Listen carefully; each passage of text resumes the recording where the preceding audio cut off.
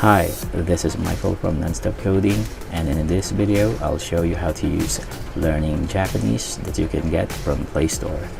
But before we do, make sure to subscribe to my channel and hit the bell icon to stay updated on my latest videos.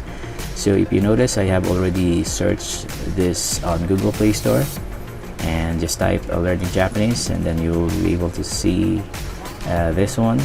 So before we install this app, let's take a look at the pictures in here. So Tae Kim's learning Japanese. So all lessons there, Hiragana, Katakana, and Kanji. Introductions where you can read and so on. Alright, let's go back and install it now. And while waiting for it to complete, I just want to let you know topics covered: the Japanese writing system, Hiragana, Katakana, and Kanji, basic Japanese grammar, particles, adjectives, verbs, nouns, essential Japanese grammar, polite forms, compound conditionals, etc., advanced topics like formal expressions, volitional, and so on. Alright, it's done. Let's go ahead and open it. And here it is. Let's go ahead and check the menu. So menu, you will see these options. So introduction, where you can read the information about the Japanese language. And this one here is where you can change the theme, so from light to dark. And this three dots is where you can bookmark this information. And this one is the next page, where you can proceed to the next page. So writing system, read this if you want to, and then the hiragana there. Next is katakana, so read all of this so that you'll be able to understand the Japanese writing system. So lesson 3 is going to be kanji. So kanji is more advanced topic, and I don't recommend this for beginner level.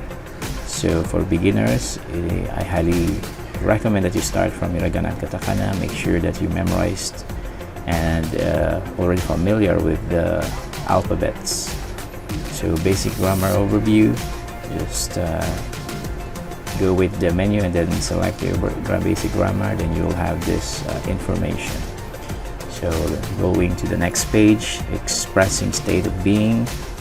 So vocabulary, hito, gakusei, student, and then the explanation, declaring that something is so, using then da, hito da is person, is student, and then typical cause and greeting there, conjugating to the negative state of being. So you'll be able to use the grammar, Japanese grammar, just by reading this information. So next is introduction to particles. So we're currently on lesson 2 for the basic grammar, and then let's proceed to the next page. Adjectives there, adjectives, and then next verb basics, rule of verbs. So there, scroll down, read all of this information. It will really help you in your journey to become a Japanese fluent. And then next page is past tense for verbs, vocabulary there. Just scroll down and then you will see this table. Next page is particle used with verbs, intransitive verbs, relative clauses in sentence order. And so lesson 10 is going to be non-related particles. 11 is adverbs and sentence ending. So essential grammar, starting from this one here, polite forms and verb stems. So if you're going to scroll down, the advanced topic is going to be in here, the last part. Okay, let me just go back and try the essential grammar, polite form. So polite form using the te there. And the next one is addressing people. You can tap this to watch the video. So I have a slow internet. I'm not going to tap. I'm not going to watch the video. So the question marker there. Next one is compound sentences. So just read it. And let's skip the basic part and jump right over to the advanced topics. Let's try this one, advanced topics. So there, introductory notes, and then formal expressions. What do you mean by formal expressions? So from polite to informal, in things that should be a certain way. The minimum expectation, showing signs of something, expressing non-feasibility, tendencies. And next one is advanced volitional.